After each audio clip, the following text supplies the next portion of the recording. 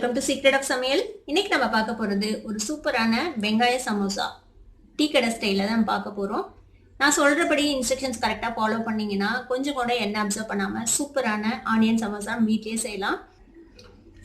இப்போ இந்த சமோசா உள்ளே எப்படி இருக்குது அப்படின்னு நம்ம ஓப்பன் பண்ணி பார்க்கலாம். பாருங்க எவ்வளோ கிறிஸ்பியாக இருக்குது. மேலே உள்ளுக்குள்ளே வந்துட்டு சூப்பரான ஆனியன் ஃபில்லிங்கோட செம டேஸ்டியாக இருக்கும் இந்த சமோசா. சரி வாங்க டிலே பண்ணாமல் இந்த சூப்பரான ஆனியன் சமோசா எப்படி செய்யலாம்னு பார்க்கலாம். இப்போ ஒரு பவுல் எடுத்துக்கோங்க. இதுல வந்துட்டு ஒரு 100 கிராம் அளவுக்கு நான் மைதா இன்னைக்கு யூஸ் பண்ண போறேன். அரை கப் இது மெஷர்ல. அதுல பாதி அளவுக்கு, நீங்க 1 கப் எடுக்கிறீங்கன்னா அரை கப் அளவுக்கு கோதுமை மாவு. இதுக்கு தேவையான அளவுக்கு உப்பு, ஒரு 1/4 டீஸ்பூன் உப்பு சேர்த்துனா போதும். நான் கொஞ்சமா தான் எடுத்திருக்கோம். இந்த அளவுலயே உங்களுக்கு வந்துட்டு கிட்டத்தட்ட ஒரு 12 சமோசா கிட்ட கிடைக்கும். இது கூட ஒரு 2 டீஸ்பூன் அளவுக்கு எண்ணெய் விட்டுக்கலாம். இப்போ இந்த எண்ணெய் உப்பு இது எல்லாத்தையும் ஃபர்ஸ்ட் நல்லா வந்துட்டு இதுல பெசரி விட்டுருங்க. இப்போ உங்களுக்கு தோணலாம், எதுக்காக மைதா யூஸ் பண்ணோம், முழுக்க இதை வந்துட்டு கோதுமை மாவுலேயே செய்ய முடியாதா அப்படின்னு சொல்லிட்டு. முழுக்க கோதுமை மாவுல செஞ்சோம்னா அந்த அளவுக்கு வந்துட்டு உங்களுக்கு கிறிஸ்பியா கிடைக்காது. கொஞ்சம் கிறிஸ்பியான சமோசா அந்த டீ கடை மாதிரியே வேணும் அப்படின்னு நினைச்சீங்கன்னா மைதா மாவு சேர்த்து தான் செய்யணும். இல்லை உங்களுக்கு கொஞ்சம் கிறிஸ்பி கம்மியாக இருந்தால் பரவாயில்ல அப்படின்னா நீங்கள் வந்துட்டு கோதுமை மாவுலையும் செய்யலாம். இப்போ நல்லா மிக்ஸ் பண்ணி விட்டாச்சு இந்த மாதிரி. இப்போ இதில் கொஞ்சம் கொஞ்சமாக தண்ணி விட்டு நம்ம இதை ஒரு சப்பாத்தி மாவு கன்சிஸ்டன்சிக்கு பிணைஞ்சுக்க போகிறோம்.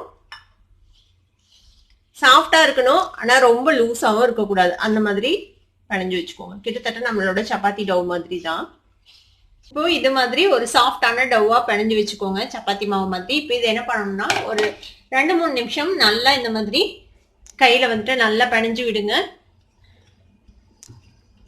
இது மாதிரி பிணையறதுனால நல்லா அந்த குளூட்டன் வந்துட்டு நல்லா வெளில வரும். உங்களுக்கு வந்துட்டு நல்லா தேய்க்க வரும். உங்களுக்கு சப்பாத்தி மாதிரி நல்லா சன்னமா தேய்க்கலாம். சமோசாவும் நல்லா கிறிஸ்பியா வரும். அதனால இப்போ இந்த மாதிரி நல்லா பிணைஞ்சு வச்சாச்சு. இப்போ இதுல வச்சு இதை கொஞ்ச நேரம் மூடி வச்சிடலாம். ஒரு 20 நிமிஷம் இது இப்படியே இருக்கட்டும். அதுக்குள்ள நம்ம ஸ்டஃபிங் ரெடி பண்ணிடலாம். ஒரு பேன் எடுத்துக்கோங்க. இதுல வந்துட்டு கொஞ்சமா எண்ணெய் விட்டுக்கலாம். ஜஸ்ட் ஒரு 1 டீஸ்பூன் தான் எண்ணெய் விடுறேன். இதுல வந்துட்டு ரொம்ப எண்ணெய் விடக்கூடாது. நிறைய எண்ணெய் விட்டோம்னா சமோசால வைக்கும் போது உங்களுக்கு வந்துட்டு நிறைய எண்ணெய் ஆயிடும். அதனால கம்மியா எண்ணெய் விட்டுக்கலாம். ஒரே 1 டீஸ்பூன் எண்ணெய் விட்டுக்கலாம். இப்போ எண்ணெய் சூடா இருக்கும். இதுல வந்துட்டு ஒரு 1/4 டீஸ்பூன் சோம்பு சேர்த்திக்கலாம். நான் வந்துட்டு ஒரு 3 மீடியம் சைஸ் வெங்காயத்தை இந்த மாதிரி ஸ்லைஸ் பண்ணி வச்சிருக்கேன். கொஞ்சமா கருவேப்பிலை எடுத்து வச்சிருக்கேன். இப்போ இந்த சோம்பு பொரியட்டும். சோம்பு ரோஸ்ட் ஆயிடுச்சு. இப்போ இந்த வெங்காயத்தையும் கருவேப்பிலையும் சேர்த்திடலாம். இதுல இப்போ இந்த வெங்காயம் வந்துட்டு நல்லா வதங்கணும். அது வரைக்கும் இதை நல்லா வதக்கிட்டு போறோம். இப்போ இந்த மாதிரி நல்லா நிறம் மாறிச்சு பாருங்க வெங்காயம். இப்போ இதுக்கு தேவையான மசாலாஸ்லாம் நம்ம சேர்த்திக்கலாம். கொஞ்சமா மஞ்சள் பொடி சேர்த்திக்கலாம். ஒரு 1/4 டீஸ்பூன் மஞ்சள் பொடி, ஒரு 1/4 டீஸ்பூன் மல்லித்தூள் சேர்த்திக்கோங்க. ஒரு 1/4 டீஸ்பூனுக்கும் கொஞ்சம் அதிகமா மிளகாய் பொடி சேர்த்திக்கலாம். கொஞ்சமா கரம் மசாலா பொடி. இப்போ இந்த வெங்காயத்துக்கு தேவையான அளவுக்கு உப்பு சேர்த்திக்கலாம். இப்போ இது எல்லாத்தையும் சேர்த்து நல்லா வதக்கி விட்டுருங்க. இப்போ ஃப்ளேம் வந்துட்டு லோவில் வச்சுக்கோங்க. ஹையில் வச்சா இதெல்லாம் பேர்ன் ஆகிடும். நல்லா வதக்கி விட்டுடலாம். இந்த மசாலாஸ்லாம் பச்சை வாசனை போக வரைக்கும் இதை வந்துட்டு வதக்கி விட்டுக்கலாம். அப்படியே வெங்காயம் எப்போதும் வந்துட்டு லைட்டாக தண்ணி விட்ட மாதிரி ஆகிடும் உப்பு சேர்த்துனதுக்கப்புறம். அதுக்காக நம்ம வந்துட்டு பொட்டுக்கடலை பொடி ஒரு 1.5 டீஸ்பூன் அளவுக்கு பொட்டுக்கடலை பொடி சேர்த்திக்கலாம். அதில் இது வந்துட்டு இந்த வெங்காயத்துக்கு ஒரு பைண்டிங்காகவும் இருக்கும். ப்ளஸ் அந்த தண்ணி பதத்தையும் இது அப்சர்வ் பண்ணிக்கும். இதையும் சேர்த்து நல்லா மிக்ஸ் பண்ணி விட்டுடலாம். கொத்தமல்லி தழை போட்டுடலாம். இதில் புதினா கூட போடலாம். உங்களுக்கு கொஞ்சம் மசாலா ஸ்மெல்லோட வேணும் அப்படின்னா நீங்கள் புதினா கூட ஆட் பண்ணலாம். அதுவும் நல்லா இருக்கும். இப்போ இதையும் நல்லா சேர்த்து மிக்ஸ் பண்ணி விட்டு நம்ம இந்த அடுப்பை ஆஃப் பண்ணிடலாம். நம்மளோட ஸ்டஃபிங் ரெடி ஆயிடுச்சு. இப்போ நம்ம மாவு வந்துட்டு ஒரு 20 நிமிஷமா ஊறி இருக்குது பாருங்க. இப்போ நல்லா சாஃப்டா இருக்கும். இந்த மாவை வந்துட்டு நம்ம சப்பாத்தி மாதிரி சன்னமா தேய்ச்சி லைட்டா நம்ம வந்துட்டு தோசைக்கல்ல போட்டு வேக வச்சு எடுத்துக்க போறோம். இப்போ அதுக்கு வந்துட்டு இதை வந்துட்டு உருண்டைகளா உருட்டிக்கலாம். ஃபர்ஸ்ட் உங்களோட தோசைக்கல் என்ன சைஸ் இருக்கோ அந்த சைஸுக்கு பார்த்து நீங்க வந்துட்டு உருண்டைகள் எடுத்துக்கோங்க. நல்லா சன்னமா தேய்ச்சிக்கணும். இதை இந்த மாதிரி உருட்டி வச்சுக்கோங்க. மைதா மாவு கொஞ்சமா டஸ்ட் பண்ணிக்கலாம். இங்க டஸ்ட் பண்ணிட்டு இந்த உருண்டையை ஒன்று வச்சு நம்ம வந்துட்டு சப்பாத்தி மாதிரி நல்லா சன்னமா தேய்ச்சிக்க போறோம். இந்த மாதிரி நல்லா சன்னமா தேய்ச்சிக்கலாம். எவ்வளோ சன்னமா முடியுமோ அவ்வளோ சன்னமா தேய்ச்சிக்கோங்க. அப்பதான் வந்துட்டு உங்களுக்கு சமோசா நல்லா கிறிஸ்பியா கிடைக்கும். தேவைப்படும் போது மைதா மாவை டஸ்ட் பண்ணிக்கோங்க. இந்த மாதிரி நல்ல சன்னமான சப்பாத்தியா எவ்வளோ சன்னமா முடியுதோ அவ்வளோ சன்னமா தேய்ச்சிக்கோங்க. நான் வந்துட்டு கொஞ்சமா நீளமா தேய்ச்சிருக்கேன் பாத்தீங்கன்னா. ஏன்னா இந்த மாதிரி தேய்ச்சாதான் நம்ம வந்துட்டு கட் பண்ணி சமோசா மடிக்கிறதுக்கு கரெக்டா இருக்கும். நமக்கு கொஞ்சம் நீளமான பட்டைகளா தேவைப்படும் சமோசா மடிக்க. அதனால இந்த மாதிரி தேய்ச்சிக்கோங்க. இது மாதிரியே நம்ம எல்லா சப்பாத்தியும் தேய்ச்சி ரெடி பண்ணிக்கலாம்.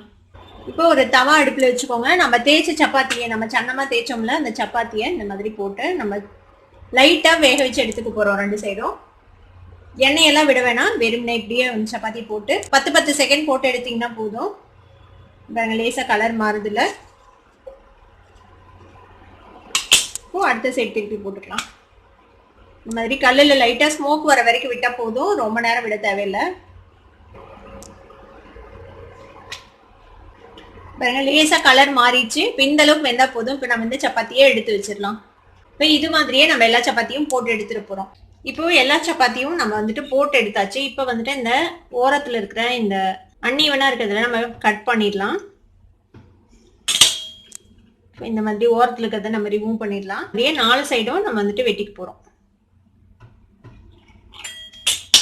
இது வந்துட்டு வேஸ்ட் இல்லை. இது வந்துட்டு நீங்க பிட் பிட்டா கட் பண்ணி நீங்க எண்ணெயில பொரிச்சு எடுக்கலாம். பிஸ்கெட் மாதிரி சூப்பரா இருக்கும். இப்போ நம்மளுக்கு இந்த மாதிரி ஒரு ரெக்டாங்கிள் ஷேப்ல ஒரு ஷீட் கிடைச்சிச்சு. இதை வந்துட்டு நம்ம 2ஆ வெட்டிக்கலாம். இப்போ பாருங்க இவ்வளவு சூப்பரா நம்மளோட சமோசா ஷீட்ஸ் வந்துட்டு கிடைச்சிச்சு. இப்போ இதை வந்துட்டு நீங்க ஒரு ஜிப்லா கவர்ல போட்டு ஃப்ரீசர்ல கூட ஸ்டோர் பண்ணிக்கலாம். எப்போ தேவையோ அப்போ எடுத்து நீங்க வந்துட்டு இது வந்துட்டு யூஸ் பண்ணிக்கலாம் இந்த ஷீட்ஸை. இப்போ நம்மளோட ஷீட்ஸ் ரெடி. இப்போ சமோசா எப்படி செய்யலாம்னு பார்க்கலாம். இப்போ இந்த மாதிரி ஒரு சமோசா ஷீட் எடுத்துக்கோங்க. அதுக்கு முன்னாடி கொஞ்சமா மைதா, 1 ஸ்பூன் மைதாவை இந்த மாதிரி தண்ணி விட்டு பசை மாதிரி ரெடி பண்ணி வச்சுக்கோங்க ஒட்டுறதுக்கு. பாருங்க இப்போ இதை இந்த மாதிரி ஒரு மடி மடிச்சுக்கோங்க. தென் அகைன் இன்னொரு மடிப்பு அதே மாதிரி, இன்னொரு மடிப்பு. இப்போ இந்த கோன்ல நம்ம வந்துட்டு ஸ்டஃபிங் ஃபில் பண்ணி போறோம். கீழே வந்துட்டு நல்லா டைட்டா இருக்கிற மாதிரி பார்த்துக்கோங்க, இல்லைன்னா வந்துட்டு பிரிஞ்சு போயிடும் சமோசா. இப்போ இந்த மாதிரி கோன் மாதிரி பண்ணிட்டு நம்ம இதுல ஸ்டஃபிங் வந்துட்டு வச்சுக்கலாம். உள்ள நல்லா உள்ள ப்ரெஸ் பண்ணி விடுங்க, அப்பதான் கீழே வரைக்கும் உங்களுக்கு ஸ்டஃபிங் இருக்கும். இந்த மாதிரி ஸ்டஃபிங் வச்சுட்டு இந்த பார்ட்ல நம்ம வந்துட்டு இந்த மைதா பசை சேர்த்தி ஒட்டிடலாம். சைட்லயும் பூசி நல்லா ஒட்டி விட்டுருங்க.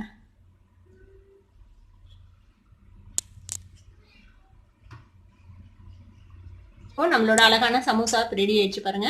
இந்த மாதிரி எல்லாத்தையும் நம்ம மடிச்சுக்க போறோம். இப்போ எல்லா சமோசாவும் இந்த மாதிரி மடிச்சாச்சு. எண்ணெயில பொரிக்கிறதுக்கு முன்னாடி நீங்க என்ன பண்ணணும்னா எல்லா கார்னர்ஸும் கரெக்டா க்ளோஸ் ஆயிருக்கா அப்படின்னு செக் பண்ணிக்கோங்க.